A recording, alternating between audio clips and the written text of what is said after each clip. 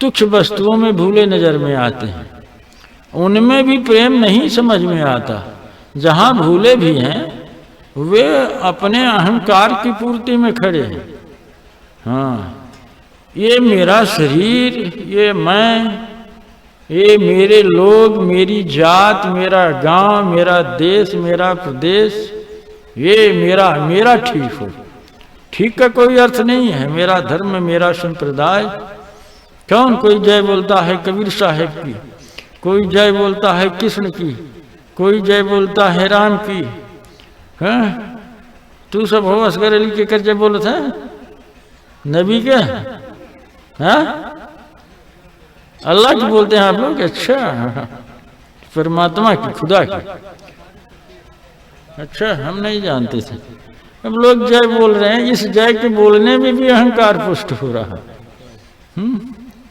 इस जय के बोलने में भी हर जगह आप अपने अहंकार की पूर्ति में लगे हैं। हम पूछ रहे हैं भैया, कहीं कहीं हृदय की बात भी है?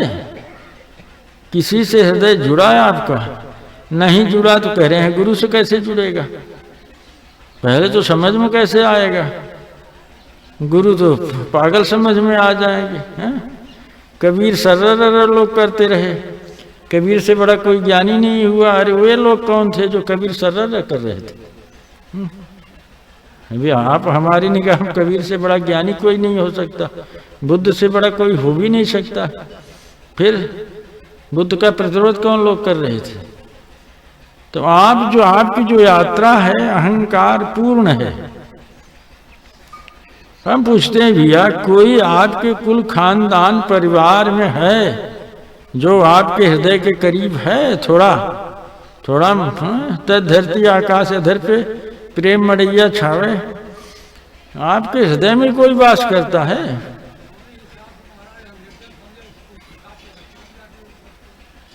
रखे है तो बतावे में कहा जाता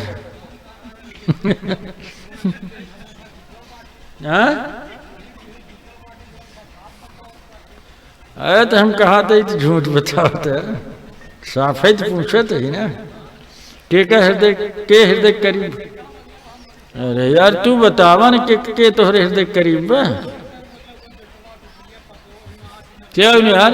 बेटबो के सामने कछियावे लागत है ना ही क्या? अरे हम देखे ना यही, अरे हम ही से रोए है कही जाए। अच्छा, अब हृदय करीब आ गए हैं। अच्छा बेटा, के सबसे करीबे बा हो, के सबसे करीबे हृदय के लागत है। हाँ बेटा, वही लागत है। वाह, काव देख लीजिए बेटवा बहुत जो हृदय करीब हुई। अरे हम तो कब कहते गलत बताते तब कहा हृदय बताए, जब कुछ देखो न पावत है हृदय करीब। ये सब बात कही ठीक नहीं है। नहीं, इनकी बात मानने का कोई मतलब नहीं है। अगर बेटा हृदय के करीब है, ये बड़ा रोना रोते हैं, इस समय इनका दिमाग ठंडा हो गया है लगता है, और कोई बात नहीं है। बेटे से तो बहुत बड़ा अहंकार लोग मानते हैं। बेटे को तो अपना रूप ही मानते हैं। मैं नहीं, ये मैं हूँ, ये बेटा नहीं, मैं हूँ। मेरी आन बान शान का ये प्रतीक है।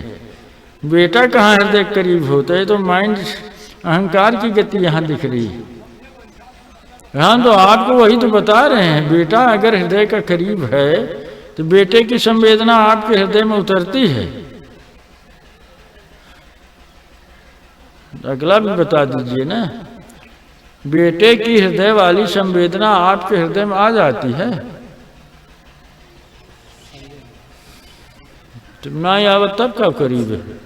तब ये तो मोह वाली बात आप कर रहे हैं। नहीं, आप मोह की बात कर रहे हैं। नहीं तो ये तो मोह सब बता देंगे कि हमारी बेटे से मोह है, बेटी से ममता है, पत्नी में आसक्ति है। तो पत्नी तो सबको प्रिय है फिर ना, पति सबको प्रिय है। यहाँ कहाँ हृदय हो गया? हृदय तो कहीं सिद्ध नहीं हो रहा। पत्नी से हृदय है तो काम कैसे खड़ा हो जाता है? बेटे से मोह सिद्ध हो रही कि हृदय सिद्ध हो रहा है? बेटी लाडनी है तो ममता कैसे सिद्ध हो रही है?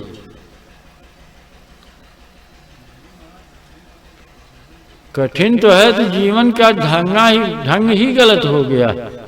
जीवन का ढंग ही गलत है। इसे कहने में कोई संकोच नहीं है। सब जगह अंधा के ही समझो। आप लोगों का जीवन अहंकार पूर्ण है। आप अपने अहंकार की पूर्ति के लिए बेटे को खड़ा कर सकते हैं, बेटी को खड़ा कर सकते हैं, पत्नी को खड़ा कर सकते हैं। कहीं भी आपका अहंकार गिर नहीं सकता। वो जगह हम पूछ रहे हैं, कहीं अहंकार आपका गिर सकता है? कोई जगह आप बता सकते हैं कहीं आप अपने को गिरा सके? तो वो ना गिरा तो गुरु के यहाँ एक बार भी कैसे गिर जाए?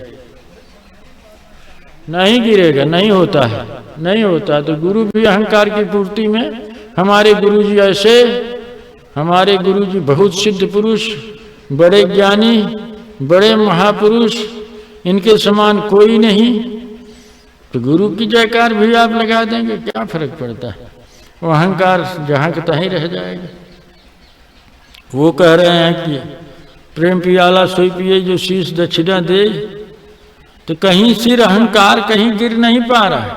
कोई ऐसी जगह नहीं है समझ में आ रही जहां अहंकार हमारा गिर सके। हम बहुत दूर नहीं पूछने जा रहे हैं, हम जिन्हें आप अपना कहते हैं उन्हीं पूछ रहे हैं। बेटा को बता दीजिए, बेटी को बता दीजिए, पत्नी को बता दीजिए, कोई जगह बता दीजिए कहीं कुछ गिरता है?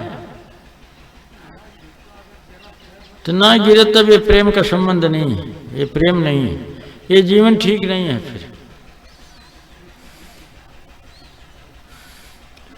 ये हृदय की चीज है, समझ में भी नहीं आएगी, समझने की चीज नहीं है।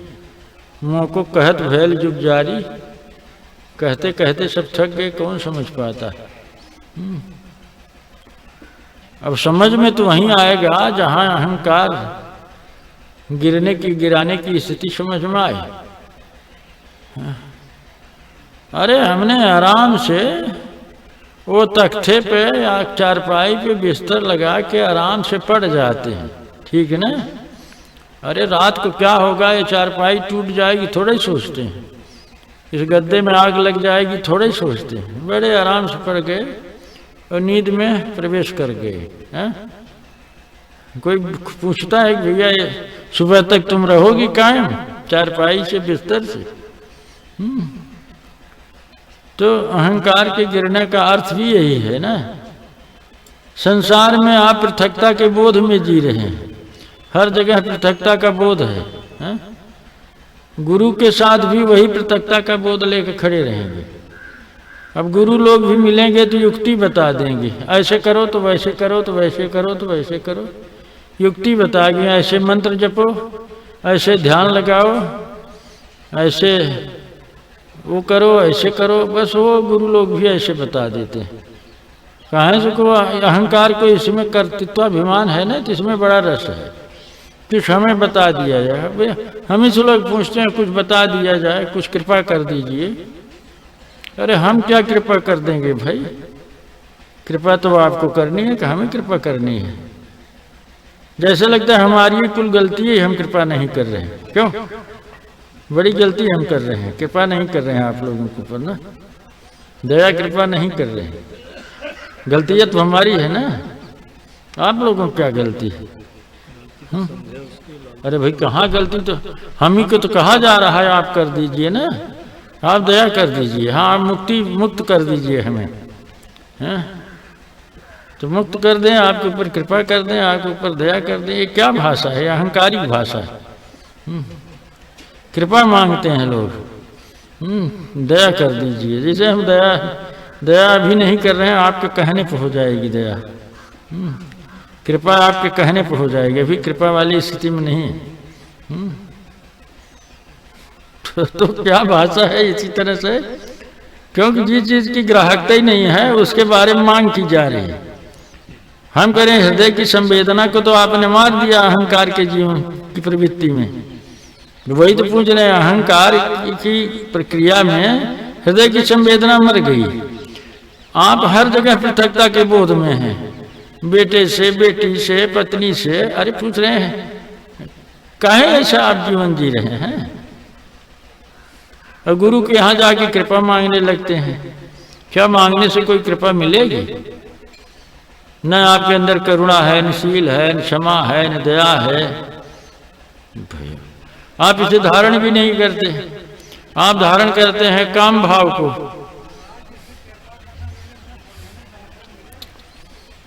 बताइए, कुछ पूछना है और पूछिए।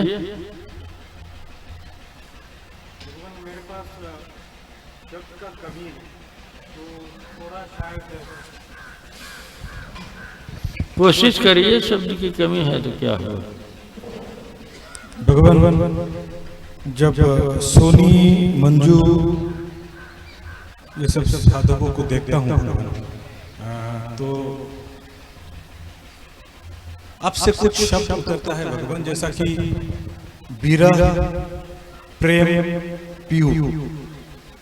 ऐसा लगता है कि इसका भी एक क्रमबद्ध श्रृंखला है।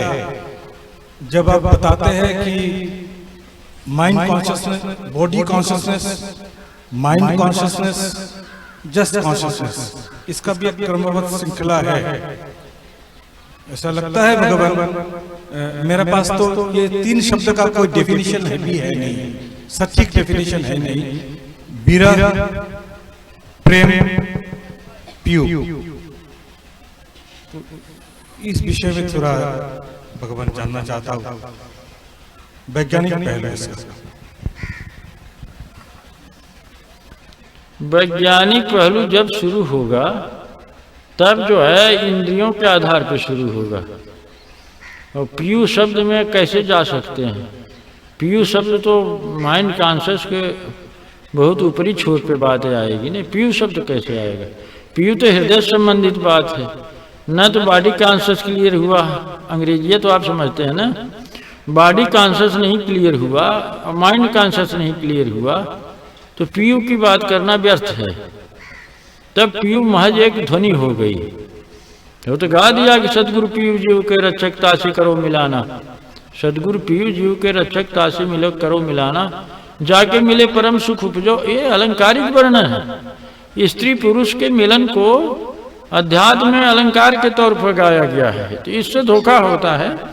स्त्री पुरुष के संबंध में ही सबसे बड़ा सुख है, ऐसा वो नहीं कह रहे हैं।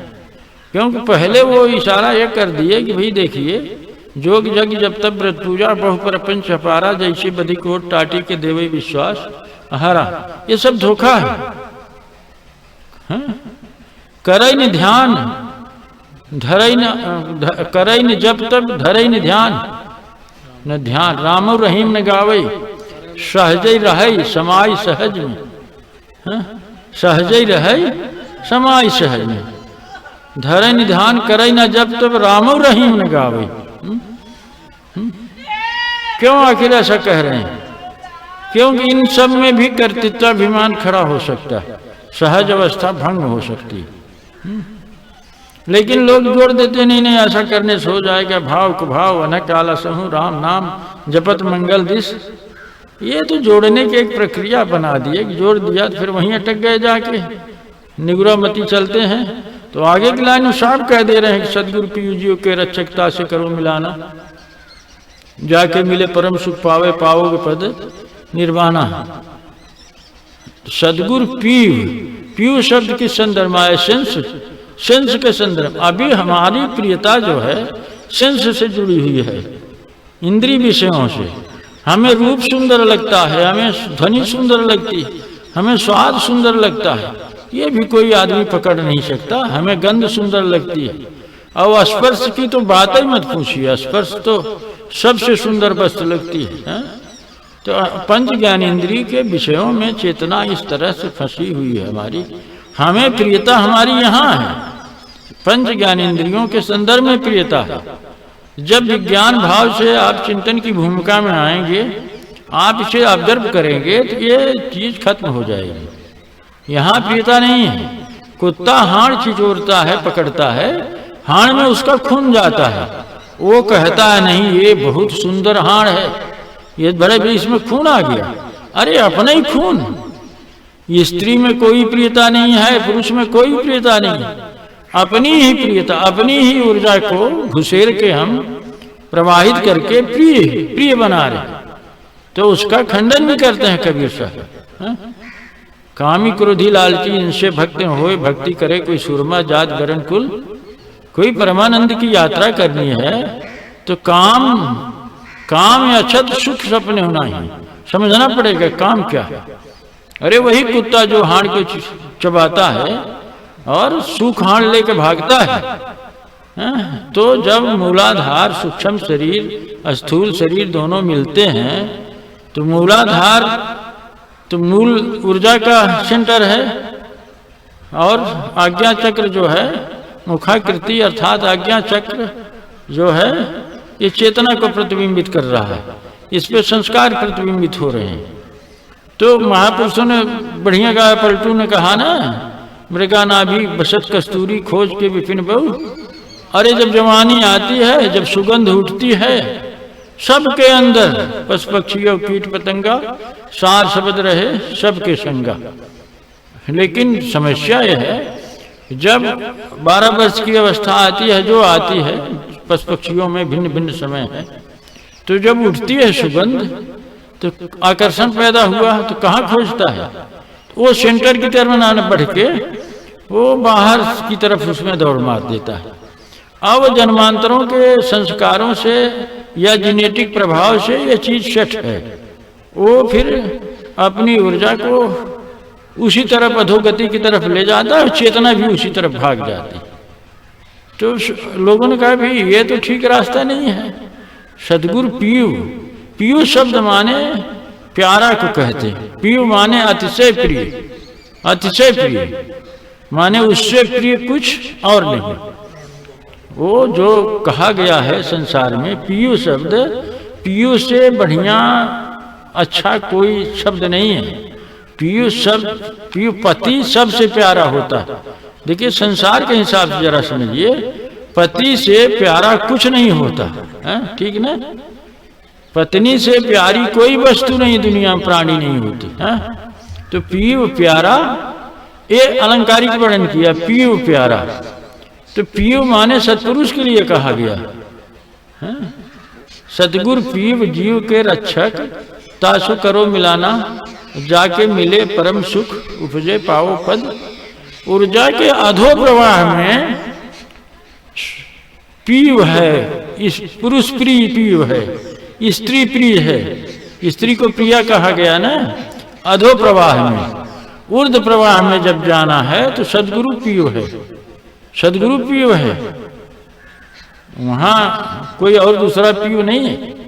वहां ये सब खंडन कर दिया उन्होंने। जोग जग जब तब व्रत पूजा, बहु पर पंच पारा, सबका खंडन कर रहे हैं। सिर्फ एक बात की तरफ इशारा कर रहे हैं कि सदगुरु पीयू, जागता गुरु की बात कर रहे हैं, वर्तमान के गुरु की बात कर रहे हैं। सदगुरु वर्तमान ही होता है, अतीत में नहीं होता। अभी देखिए कबीर साहब की जय, कृष्ण की जय, कृष्णम वंदे जगत गुरु, कबीर परमात्मा। अरे अतीत में क्यों जा रहे हैं? अतीत से इसका कोई संबंध नहीं है। अरे वर्तमान में, वर्तमान में इस समय मौजूदा में जो जागृत चेतना है वो पीयू का, वहां पीयू की बात आती है, जिसमें वो चीज सार शब्द निर्वाण प्रकट हो एकदम स्पष्ट, जिसमें ऊर्ध्व प्रवाह शब्द गलतान अवस्था एकदम प्रकट हो, वो पीयू है। उससे मिलने की बात कही। तो जो खोजने भी निकले वो बीच में अटक गए। कोई कहीं अटक गया, कोई कहीं अटक गया, कोई कहीं अटक गया, तो खोज नहीं हो पाई। फिर वो सीधे कह रहे हैं सदगुरु पीयू जीव के रक्षक, तासे करो मिलाना, जाके मिले परम सुख उपजो, उपजे पाओ पद निर्वाणा। वो कह रहे हैं हृदय में महबूब है हरदम का प्याला। फिर कह रहे हैं अरे धरती का आसन किया तंबू आसमाना, चोला पहने खाक का। कहीं कह रहे हैं अरे भाई जीवित मृतक दशा बिचारे। कैसे? कहाँ इशारा कर रहे हैं? अगर जागृत वर्तमान में आपको सत्पुरुष की प्राप्ति नहीं हुई तो आप अतीत में तो उलझेंगे ही। आप कृष्ण को, राम को, कबीर को, नानक को, बुद्ध को, किसी पे अटक जाएंगे। और अतीत के महापुरुष वर्तमान में काम नहीं दे सकते। अतीत के कोई महापुरुष, न कबीर, न नानक, न बुद्ध, कोई काम नहीं दे सकते। वर्तमान में महापुरुष की आवश्यकता। तो या तो आप कह दीजिए कि वर्तमान में हो ही नहीं सकता। अगर आप ये कह दें कि वर्तमान में हो ही नहीं सकता, खोजे क्या रहे हैं? बंद कर दीजिए खोज। अगर आप ये तर्क दे सकते हैं कि वर्तमान में कोई नहीं है तो खोज बंद कर दीजिए ना। तो निराधार खोज रहे हो फिर, है? और वर्तमान में है तो प्रकट रूप की खोज करो। घट घट मेरो साइया खाली सेज न कोई, बलिहारी वाह घट की जय घट प्रगट हो। तो जिस घट में प्रकट है उसको कैसे पहचाना जाएगा? आपकी पहचान संसगत है। आप पहचान लेते हैं कि ये चीज बड़ी सुंदर है, संसगत है। आप ये पहचान रखते हैं और उसमें उलझ जाते हैं। तो वर्तमान में अगर पहचान नहीं है, चेतना काम के प्रभाव से मुक्त नहीं है, तो वो ये काम कर नहीं सकती, निश्चय ही नहीं कर सकती। तो अतीत की बात लेके तो आप चल नहीं पाएंगे। कह रहे हैं कि जय घट प्रकट हो, तो क्या प्रकट होगा? प्रकट गुप्त का भेद है ना। गुप्त प्रकट कछ अजब तमाशा, जहां संत तह प्रकट भेऊ, जहां असंत गुप्त हुई। तो कहाँ कौन चीज प्रकट होती है? काठ में आग प्रकट होती है, तार में बिजली प्रकट होती है। तो तार में बिजली प्रकट होती है, तार का अस्तित्व तो कायम रहता है।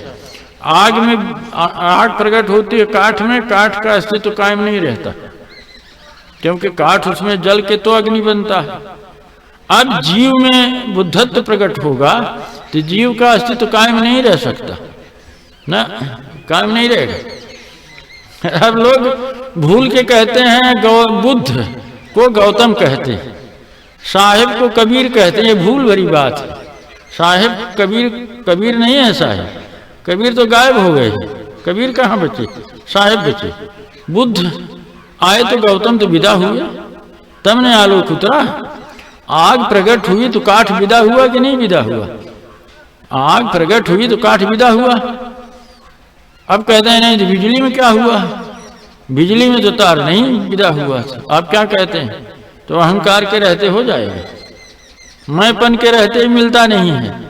जिसे खोजते हो वो साथ तेरे, यही चित्त आत्मा परम देवता है।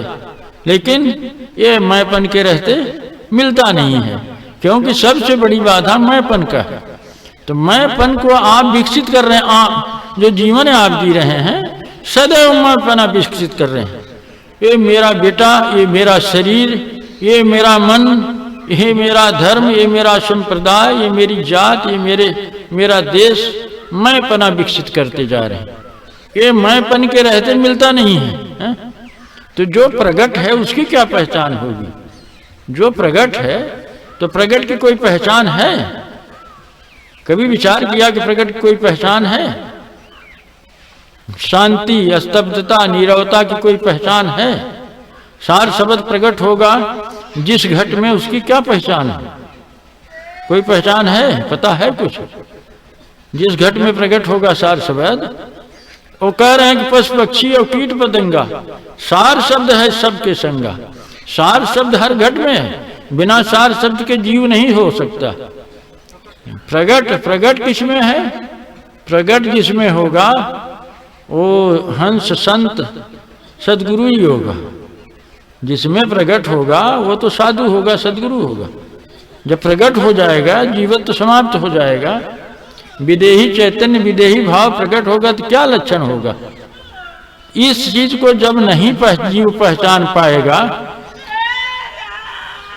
जैसे कोई आदमी, कोई लड़की है अपना वर खोजने चली,